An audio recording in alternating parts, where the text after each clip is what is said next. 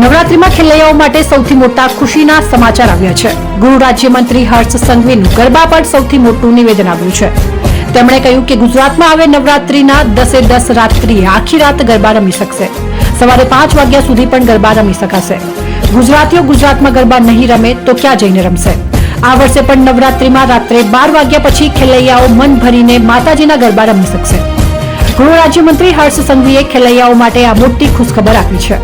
મુંબઈમાં આયોજિત એક ભારત શ્રેષ્ઠ ભારત કોન્ક્લેવમાં ઉપસ્થિત ગૃહ રાજ્યમંત્રી હર્ષ સંઘવીએ એક સવાલના જવાબમાં કહ્યું હતું કે ગુજરાતીઓ ગુજરાતમાં ગરબા નહીં રમે તો ક્યાં જઈને રમશે? નવરાત્રીમાં સવાર સુધી કોઈ પણ જાતની રોકટોક વગર ગરબા રમવાની બધાને છૂટ મળશે. હર્ષ સંઘવીએ આગળ કહ્યું કે કોંગ્રેસને કોર્ટમાં જવું હોય તો જાય. આ વર્ષે પણ ગુજરાતમાં આખી રાત ગરબા થશે. જોકે રાત્રે 12 વાગ્યા પછી લાઉડ સ્પીકર વગાડવા મુદ્દે હર્ષ સંઘવીએ જાહેરમાં બોલવાનું ટાળ્યું છે. તો ગુજરાતના ખેલૈયાઓ માટે એક મોટી ખબર કે આ નવરાત્રીમાં ખેલૈયાઓ નવરાત્રીમાં સવાર સુધી ગરબા રમી શકશે. યજ્ઞેશ ગોસ્વામી, અમદાવાદ.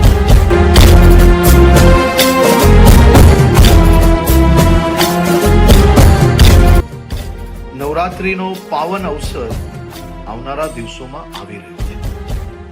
મા અંબાની ભક્તિ અને શક્તિમાં રંગાવવા માટે ગુજરાતના સૌ નાગરિકો તૈયાર થઈ ગયા છે.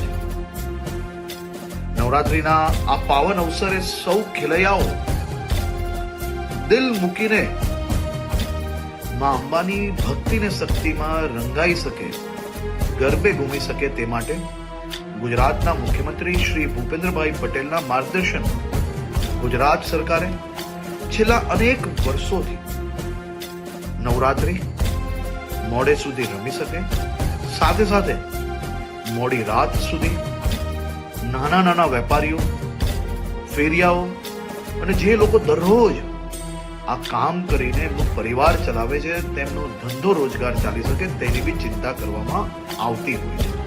આ વર્ષે બી મુખ્યમંત્રી શ્રીના માર્ગદર્શનમાં આ બધા જ મધ્યમ વર્ગીય વેપારી, નાના વેપારીઓ, દુકાનોવાળા, રેસ્ટોરન્ટવાળા એનો ધંધો ચાલી શકે તે માટે પોલીસને ખાસ સૂચના આપવામાં આવી છે કે 10 દિવસ થોડો લોડ વધારે લઈને બી રાજ્યના સૌ નાગરિકો ઉત્સાહપૂર્વક નવરાત્રી બનાવી શકે તે માટેની ચિંતા કરવામાં આવી. સાથે સાથે સૌ ખેલૈયાઓ અને આયોજકોને બી વિનંતી છે કે આપણું મ્યુઝિક, ડીજે, બેન્ડ આ બધું આપણા જ આજુબાજુમાં રહેતા લોકો, અગર હોસ્પિટલની બાજુમાં આયોજન કરતા હો તો ત્યાં આ બધી જ જગ્યાઓ પર લોકો બીજા જે ત્યાં રહે છે તે હેરાન ના થાય તેની બી જવાબદારી આપણી છે.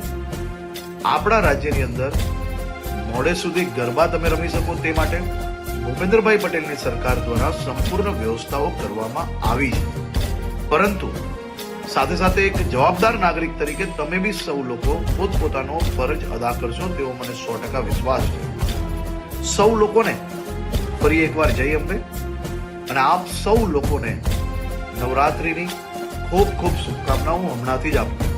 નવરાત્રીમાં દિલ મૂકીને આપ સૌ લોકો મા અંબેની ભક્તિ કરી શકો તેવી આપ લોકોને ખૂબ ખૂબ શુભકામનાઓ.